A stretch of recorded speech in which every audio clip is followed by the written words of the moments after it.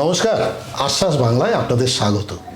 হ্যাঁ, খুন, ধর্ষণ, রাহাজানি আর রাজনীতির কচকচানি তো রোজই দেখছেন, কিন্তু আপনি কি জানেন এই সমাজে এমন কিছু মানুষ আছে যারা মানুষের জন্য ভাবে, মানুষের জন্য কিছু করবার আপ্রাণ চেষ্টা করে যায়। আর এই মানুষগুলো আছে বলেই পৃথিবীটা বোধহয় আজও সুন্দর। হ্যাঁ, সুন্দর কথাটা বলছি কারণ এখন সংবাদ শিরোনামে যা দেখছি সেগুলো দেখতে দেখতে আমরা বিরক্ত হয়ে গেছি। তাই সেই বিরক্তর মাঝে একটু তৃপ্তি দিতে এই সমাজের এমন কিছু মানুষ আছে যার খোঁজ আমরা আশ্বাস বাংলা শুরু করেছি। এই মুহূর্তে আমি আজকে আপনার সাথে যার পরিচয় করাবো। হ্যাঁ, পরিচয় করাবার আগে যেটা বলি যে আপনাদের একটা ধারণা আছে, কথায় কথায় বলে না যে গু খায় সব মাছে কিন্তু নাম পড়ে বোয়াল মাছের, তেমনি পুলিশ বলতেই একটা ধারণা আপনাদের মধ্যে আছে। কিন্তু আজকে আমার এই অনুষ্ঠান দেখার পরে ধারণাটা বদলে যাবে, কারণ কখনো মনে হবে যে সত্যি এমনটা হয়। আর তাকে যদি আপনারা অনুকরণ বা অনুসরণ করতে পারেন তাহলে কিন্তু বদলে যেতে পারে আমাদের এই সামাজিক অবস্থা। আসুন আপনাদের সঙ্গে পরিচয় করাই আমাদের অত্যন্ত কাছের মানুষ ঘোষদা, পেশায় একজন পুলিশ কর্মী, কলকাতা পুলিশের একজন কর্মী। প্রথমে জানতে চাই যে এই পুলিশের চাকরিটা, এটা তো খুব টাফ জব, ভীষণ টাফ জব, সময়ের কোনো মানে বিধিনিষেধ নেই, তারপরে এই ভাবনাটা কেন মাথায় এলো? নমস্কার, প্রথমেই বলি আশ্বাস বাংলায় নিউজ চ্যানেলকে অসংখ্য ধন্যবাদ জানাই যে আমাকে নিয়ে নিউজ করার জন্য তারা ভেবেছেন কোনো দৃষ্টিকোণ থেকে। তো আমি যে কোশ্চিনটা আপনি করলেন সেটা অবশ্যই সমাজের চোখে বর্তমানে পুলিশের যে অবস্থা, পুলিশকে একটা তাচ্ছিল্য, অবজ্ঞা, অবহেলা আর গঞ্জনা তো থেকেই লেগেই আছে। পথ চলতেও উদাহরণস্বরূপ বলতে পারি যে একটা গাড়ির সিগনালে যখন দাঁড়িয়ে থাকে, যে ট্রাফিকটা এ প্রখর রৌদ্রে একদম ঘেমে শ্রান্ত হয়ে 8 ঘন্টা 12 ঘন্টা ডিউটি করার পরেও ওই সামান্য এক মিনিট যাত্রীদের সবুজ হয় না, যে তারা শুরু করে দেয় তাদের বিরুদ্ধে গালিগালাজ, গঞ্জনা, এই বুঝি 10 টাকা নিল, এই জন্য হয়তো দেরি হচ্ছে। কিন্তু ধারণাটা পুরোটা ভুল। তারা ভাবে না একদিনও এই 5 মিনিটের জন্য যদি এই রাস্তাটাকে বন্ধ করে দেওয়া হয়, এই কলকাতা রাজপথটা যে কি হবে, পুরো বন্ধ হয়ে যাবে, স্তব্ধ হয়ে যাবে, এই ধারণাটুকু নেই। আর কারো দেখিনি কোনো মানবিক মানুষ যে সেই ট্রাফিকটাকে ভালো বলে তাকে এক গ্লাস জল তুলে দেয় প্রখর রৌদ্রে। তো যাই, এই অভিজ্ঞতার নিরিখেই বলছি, এরকম চলার পথে আমার এই 26 বছর চাকরি জীবনে এরকম অনেক ঘটনার সাক্ষী আমি, তাই কথাগুলো বলে ফেলছি আপনাকে। তো পুলিশের কিছু কাজ নয়, অনেক কাজ জবনিকার আড়ালে লুকিয়ে থাকে, যে কাজগুলো এই ঝাপসা চোখে, ঝাপসা কাঁচে হয়তো মানুষের চোখে পড়ে না, চোখে পড়ে ওই 10 টাকা নেবার।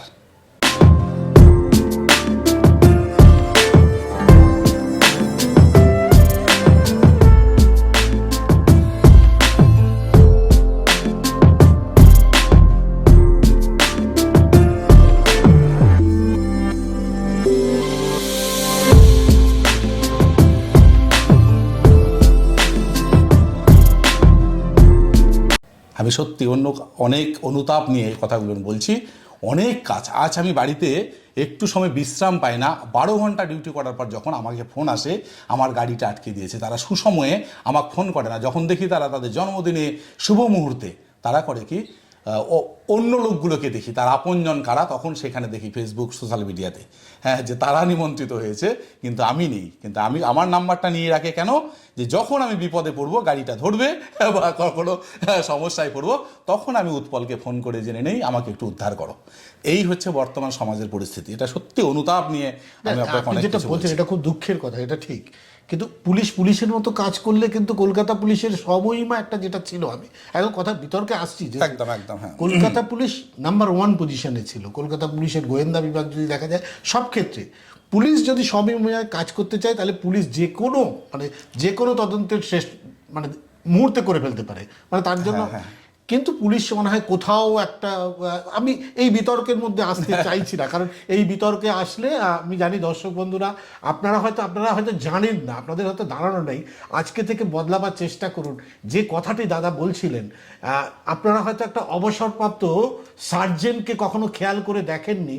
তা অবসরপ্রাপ্ত একজন সার্জেন্টের বাড়িতে গিয়ে দেখবেন তার পায়ের অবস্থা, কারণ 8 ঘন্টা কোনো লোক দাঁড়িয়ে থাকলে তার পায়ের টিস্যুর যে কি অবস্থা হয় একজন চিকিৎসক বলতে পারবে। সুতরাং আজকের এই ঘটনার মধ্যে থেকে আমি একটা মানবিক দিক, আপনি যেটা নতুন জিনিস চিন্তা ভাবনা করেছেন, আপনি একটা ছোট্ট ইউটিউব চ্যানেল করেছেন, ফেসবুক সোশ্যাল সাইট করেছেন, যেখান থেকে একটা রোজগারের জায়গা থেকে আপনি কিছু মানুষকে সাহায্য করতে চাইছেন। একদম একদম পুলিশের কিছু এই কালিমা লিপ্ত করার জন্য, পুলিশের প্রতি মানুষের যে ধারণাটা ভুল সেটা প্রমাণ করার জন্য, পুলিশের একটা ঘটনা দেখে মানুষ তো বিচার করে, হ্যাঁ কে 10 টাকা নিল সেটা চোখে পড়লো, কিন্তু পুলিশের যে এই কর্মকাণ্ড কত ভালো কাজ করে, সেবামূলক কাজ করে, এটা চোখে পড়ে না। কিন্তু আমি চাই এই পুলিশের প্রতি মানুষের যে একটা বাজে ধারণা, এই কালিমা লিপ্ত থেকে একটু সব স্বচ্ছ করার জন্যই আমার ছোট্ট প্রয়াস। দীর্ঘদিনের স্বপ্ন ছিল যে মানুষের সেবা করব, করে থাকি প্রতিনিয়ত, আমরা অনেকেরই করে থাকি, কিন্তু সেটা হয়তো সামনে আসে না। ধন্যবাদ দেবো এই কারণের জন্য আপনার আশ্বাস বাংলা নিউজ চ্যানেলকে, যে একজন পুলিশের সাক্ষাৎকার নিতে এসছেন, পুলিশের আত্মকথা, পুলিশের লুকিয়ে থাকা কিছু ব্যথা বেদনার কথা আপনারা জানতে এসছেন। এই জন্য এই চ্যানেলকে প্রথম আমার দেখা, যে আপনাকে অসংখ্য ধন্যবাদ জানাবো এই চ্যানেলকে। এই চ্যানেল এগিয়ে চলুক, আরও এরকম কিছু সন্ধানে পুলিশের অন্তরের কথাগুলোকে মেলে ধরার জন্য আপনারা আসুন, ধন্যবাদ দেবো। আমি প্রথম বলি যে কারণের জন্য করা, আমি একটা অনাথ আশ্রম গড়ে তুলছি। সেটা হচ্ছে কি করে করছি, প্রশ্ন জাগতেই পারে, পুলিশের ঘুষের পয়সা, আবার প্রশ্ন আসতেই পারে যে করছে অনাথ আশ্রম তৈরি করছে, হ্যাঁ হ্যাঁ নিশ্চয়ই এটা পুলিশের কোনো ঘুষের পয়সা, কোনো কোথা থেকে ঝেড়েছে পয়সা, এইটা নিয়ে হয়তো করছে। কিন্তু না, আমি যেটা করছি, আমি বলে রাখছি পরিষ্কার, আমার উৎস উপার্জন সেটা কোথা থেকে, আমি এটা সোশ্যাল মিডিয়া করি, সেখানে মানুষকে কিছু হাসি খুশিতে রাখি। কখনো কখনো ছুটে চলে যায় কোনো অবহেলিত, নিপীড়িত, লাঞ্ছিত, বঞ্চিত যে মানুষ খাবার খেতে পায় না, তার মুখে অন্ন তুলে দেওয়ার জন্য আমার প্রয়াস যেমন থাকে, ঠিক ওই ভিডিওটা আমি ফেসবুকে ছাড়ি, সেখান থেকে কিছু আর্ন করি, কিছু হাসি খুশির ভিডিও তৈরি করি, কিছু গান বাজনা করি। আমার কতগুলো দিক রয়েছে, যে দিকটা আপনারা হয়তো আপনাদের মাধ্যমে মেলে ধরতে পারবো। আমি একজন সঞ্চালক হিসেবেও কাজ করি, সারা বাংলার বিভিন্ন প্রান্তে গান বাজনার অনুষ্ঠান যেখানে সেখানে সঞ্চালনা করি। তারপর আমি কিছু লিখালিখি করি, আচ্ছা আমি সুর করি, আমি গান করি। এই ডিউটির মাঝে 8 ঘন্টা ডিউটির মাঝে কখনো কখনো ভাবি ভালো কি করে করা যায়, সেই আশা প্রত্যাশা নিয়ে আমি একটা ফেসবুক চ্যানেল করেছি, উৎপল ঘোষ। সবাই যার বর্তমান এই ভিডিওগুলোকে দেখেই প্রায় 3,15,000 ফলোয়ার্স আমার পেরিয়ে গেছে, তারা এই ভিডিওগুলো সত্যি উপভোগ করে, যার মধ্যে অসংখ্য মিলিয়ন ভিউ রয়েছে। তার থেকে কিছু আর্ন করছি, এটা আজ থেকে না, বহুদিন ধরে করে চলেছি। সেই টাকাগুলো যেটা ইউটিউব আমাকে দিয়েছে, ফেসবুক আমাকে দিয়েছে, সেই টাকাগুলো সঞ্চয় করে রেখেছি। আর এই সঞ্চালনা, মাইক্রোফোন ধরে সঞ্চালনা করে, গান বাজনা করে কিছু টাকা পয়সা পেয়েছি। কখনো বা রাজপথে কোনো স্ট্রিট কর্নার, রাস্তার মোড়ে গিয়ে আমি আমার ছোট্ট মেয়ে দেখাবো, আমার ছোট্ট মেয়ে গান করে করে একটা মানবতার হাতছানি সেবা নিকেতন এই প্রয়াস নিয়ে মানবিক কাজের জন্য, সেখানেও গান করে মানুষ আমাদের গান শুনে মুগ্ধ হয়ে, এই ভাঙা গলায় গান শুনে মুগ্ধ হয়ে, আমার মেয়ের গান শুনে অনেক মানুষ সহযোগিতার হাত বেড়েছে। সেই টাকা সঞ্চয় করে আমি বালুরঘাটের দক্ষিণ দিনাজপুরের একটা প্রত্যন্ত গ্রাম কাশীপুকুর, যেখানে আমার মাতৃভূমি জন্মভূমি, সেখানে আমার 20 কাঠা জায়গার উপর আমি দিদি বোনদের সবার কাছে সহযোগিতা নিয়ে, অনুমতি নিয়ে সেই জায়গায় গড়ে তুলছি। আজ দীর্ঘ 1.5 মাস ধরে ঘর তৈরি হচ্ছে, সেখানে পায়খানা, বাথরুম, মন্দির প্রাঙ্গণ, সে উঠোন, তুলসীতলা, যেখানে স্বপ্ন দেখছি কিছু সমাজের এই অবহেলিত অসহায় মানুষ যাদের মুখে 2 মুঠা অন্ন তুলে দিয়ে তাদের মুখে একটু হাসি দেখতে চাবো, সেই আশা, সেই অঙ্গীকার, সেই প্রত্যাশা নিয়ে এই কাজটি আমি শুরু করেছি সেই প্রত্যন্ত গ্রামে।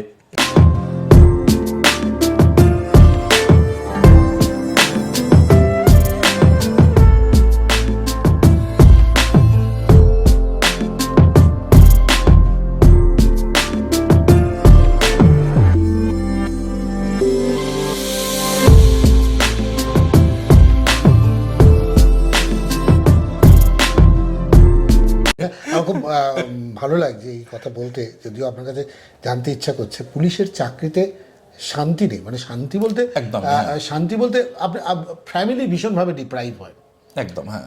আপনি নিশ্চিতভাবে বলতে পারবেন না যে আমি 8 ঘন্টা ঘুমাবো, কিন্তু যখন এই কাজের পাশাপাশি যখন এই কাজগুলো করেন, তখন মনে হয় না যে কোথাও গিয়ে একটা ওই কষ্টটা অনেকটাই যেন মিটিয়ে। একদম একদম লঘু কিস, সত্যি শান্তি পাই, তৃপ্তি পাই ভীষণভাবে। আর উদ্বুদ্ধ হয়ে, অনুপ্রাণিত হয়ে যখন এই আপনাদের মতো মানুষ, আরও কিছু মানুষ যে বলে বা খুব ভালো কাজ করছে, এই উৎসাহ উদ্দীপনা, এটা পেয়ে সত্যি মুগ্ধ হই আমি। আরও কাজ করার জন্য প্রত্যাশা জাগে, আরও ভালো কিছু করার অঙ্গীকার আজকে আজকে পুলিশের চাকরি একটা তো পরিচয়, একদম কোথাও তো গিয়ে উর্দিটা যখন পড়েন তখন তো একটা অহংকার হয়, মানুষের জন্য কাজ করছেন। ব্যক্তি তখন কি আর নিজের ব্যক্তির কথা মনে থাকে যে এই চাকরিটা করলে আজকে মাস গেলে মায়না পাবো? কারণ আপনি যখন ডিউটিটা করছেন তখন কিন্তু নিরাপত্তার ডিউটি করছেন, একদম পথ নিরাপত্তা, মানুষের নিরাপত্তার কথা। হ্যাঁ, হ্যাঁ। তখন সেই বর্দিটা, আপনার যে ইউনিফর্মটা তো একটা বড় ভূমিকা কাজ করে। একদম ভীষণ দায়িত্ব নিয়ে কাজ করতে হয়, 8 ঘন্টা 12 ঘন্টা, কখনো ট্রাফিক বলেন, অনেক অনেক দায়িত্ব সামলাতে হয়। সেই সময়টা মনে করি যতই মানুষ ভাবুক না কেন, কিন্তু এটা আমার ডিউটি, এটা আমাকে করতেই হবে, এটা আমার দায়িত্ব, এটা দায়িত্ব পালন করতে হবে। একটা মানুষ, একটা অসহায় মানুষকে রাস্তা পেরোতে পারছে না, তাকে পার করে দিতে হবে।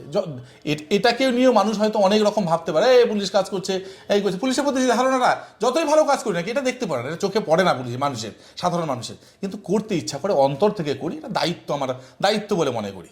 তখন একটা আর্ত মানুষ যখন দেখেন রাস্তার পাশে অনাহারে বসে আছে, আপনি তখন ডিউটি করছেন, তখন মাথার মধ্যে কি চলতে থাকে?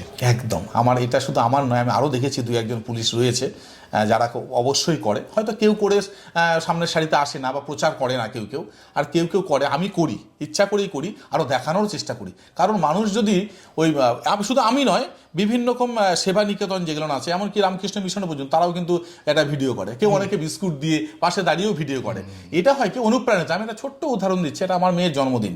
এই জন্মদিনটা আমি দেখবো যে এই অট্টালিকা এখানে বাস করে সবাইকে, বড় লোক ধনী মানুষকে ডেকে ডুকে সাড়ম্বরে না খাইয়ে দিয়ে যদি এই খাবারটা কোনো দুস্থ অসহায় যারা ভালো মন্দ খেতে পায় না, তার মুখে যদি খেতে দিই, তার যে তৃপ্তি শান্তি সেটা কিন্তু পাই। সেটা আমি করেছি। একটা এখানে আশ্রম রয়েছে দক্ষিণেশ্বরের পাশে, এই আশ্রমে গিয়ে আমি কিন্তু 40-50টা বাচ্চাকে ওর জন্মদিনে গিয়ে আমি খাওয়াই। এটা দেখার পরে আমি ফেসবুকেও ছেড়েছি।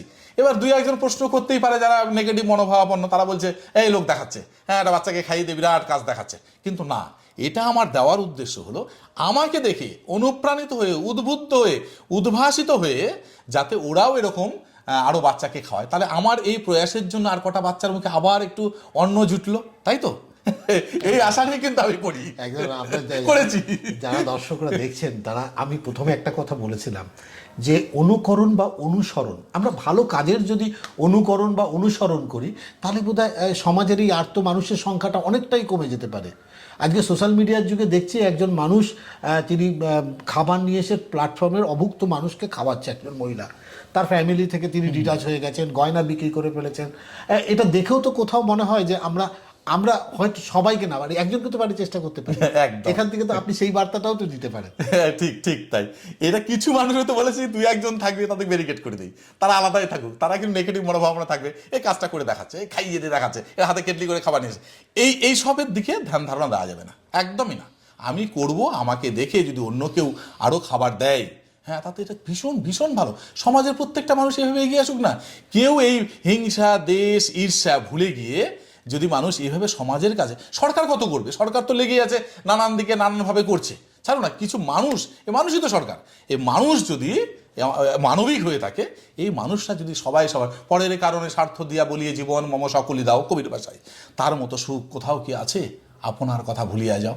এই পরের কারণে যদি একটুখানি আমরা সবাই এগিয়ে আসি, আর স্বার্থমগ্ন যে জন বিমুখ বৃহৎ জগৎ হতে, সে কখনো শেখেনি বাঁচিতে।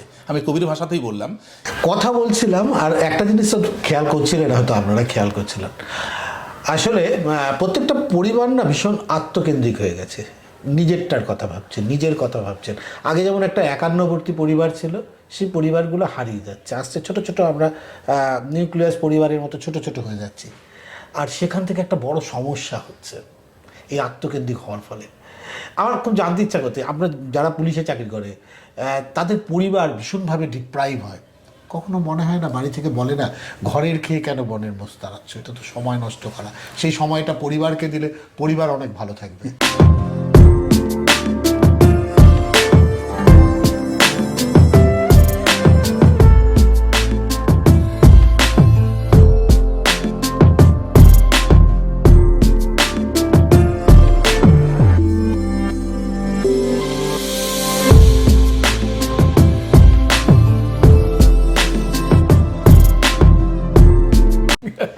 একদম দারুণ কোশ্চিন।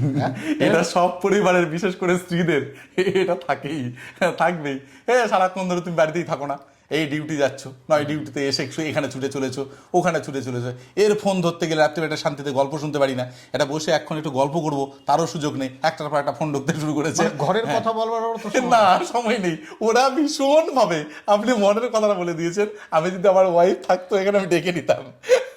এত রেগে যায় যে এত কি দরকার আছে, একটু আমাদেরকে একটু সময় দাও, আমরা তো আশা করি, আমরা তো চাই, এটা তো মানে প্রত্যেক দিনের রুটিন। এটা তো চাকরির ক্ষেত্রে এতটা ঘটনা ঘটে, কিন্তু চাকরির পরেও আপনি যে এই কাজগুলো করেন, তখন দিদি ভাই বলে না যে আমার কি দরকার, এই তো বেশ ভালো আছি? একদমই তাই। চাকরি করছো, এত সময় দিয়ে আবার বেতনটা পাচ্ছ, একটু সুখ শান্তিতে থাকি, একটু চলো মেলা থেকে ঘুরে আসি, কোথাও একটু ট্যুরে যাই, সত্যিই নিয়ে যেতে পারি না দাদা। মানে কি বলবো, এত এত অসহায় হয়ে পড়ি। তার মধ্যে ভিডিও বানাতে হয়, একটু যেহেতু আমি সোশ্যাল মিডিয়াটা করে থাকি, এটা করতে হয়, আর মানুষের ফোন ঢুকে তার সমাজসেবামূলক কাজ করতে হয়। আজ কোথাও এনজিও, এখানে একটা এনজিওতে 2-3টা এনজিও আমাকে প্রতিনিয়ত ডাকে, সঞ্চালনার জন্য ডাকে, কোথাও ফাংশন হলো সেখানে আমাকে যেতে হলো, মেয়ের প্রোগ্রাম গান নিয়ে বেরোতে হলো। সত্যি আমি বাড়িতে একটু মানে সময় দিতে পারি না বলা যায়, এই জন্য একটু। তবু তারপরে এখন দেখতে দেখতে একটু ওরাও শান্তি পায়, বুঝে গেছে যে মানুষটা একটু অন্য ধরনের। হ্যাঁ, পুলিশ হলেও এই মানুষটা কিছু চায়, কিছু করার জন্য, আর করতে করতে গুটি গুটি পায়। সত্যিই তাই। এই সোশ্যাল মিডিয়া এখন আমার প্রচুর ভিডিও যখন ভাইরাল হলো, যখন মানুষ রাস্তায় যেতে যেতে 2-একটা ছবি তোলে যে এই মানুষটা না, উৎপল দা না, আপনি ভিডিও করেন না, এর মধ্যে কয়েকটা ভিডিও আমার ভাইরাল হয়েছে। তো তখন এই যে পাওয়ার যে শান্তি তৃপ্তি, এটা নিজে আমার ওয়াইফ দেখেছে। কদিন আগে দক্ষিণেশ্বর ঘুরতে গেছি, গিয়ে দেখছি অপেক্ষায় রয়েছে কথা বলার জন্য। আমরা একটা শ্যুট করছিলাম, হ্যাঁ, করতে করতে দুজন ছুটে এলো, এসে বলছে উৎপল দা না, একটা ছবি তুলবো। তখন হচ্ছে দেখো, এই যে মানুষগুলো চিনে রেখেছে, তোমাকে চিনছে, এসে ছবি তুলছে, তার মানে এটা তোমার পরম পাওয়া, এটা তো একটা শান্তি, তাই তো? উৎপলদার পরিবারের লোকজন তখন তারা কি আচ্ছা উৎপলদা, এত কথা তো হলো পুলিশের চাকরি, স্বপ্ন, এই স্বপ্নটা যে দক্ষিণবঙ্গে করছেন, যেটা করছেন নিরিবিলিতে, এটা বোধহয় নিজস্ব আপনার জমি, নিজস্ব জমি, এটা একটা স্মৃতি হয়ে রাখতে চাইছেন কি? হ্যাঁ, কারণ একটা স্মৃতি হয়ে থাকে। হ্যাঁ, এর জবনিকার আড়ালে দাদা অনেক একটা ভালো প্রশ্ন করেছেন। এর জবনিকার আড়ালে একটা বিষয় ঢুকে আছে, যেটা অনেকটা ঝাপসা, আমি পরিষ্কার করে দিচ্ছি। আমার ছোটবেলায় একটু আমার আত্মজীবনে প্রবেশ করতে হচ্ছে, ভিডিওটা হয়তো বড় হয়ে যাচ্ছে, তার জন্য ক্ষমা চাইছি। দর্শকদের কাছে জানি এতটা শুনবেন কিনা আপনারা, হ্যাঁ, তবু বলতে বাধ্য হলাম। ছোটবেলা বাবা মাকে হারিয়েছি, বাবা মারা যায়, মা মারা যায়, আমার ঠাকুমা আমাকে মানুষ করে। আর লড়াই কাকে বলে জীবনে, জীবন সংগ্রাম কাকে বলে?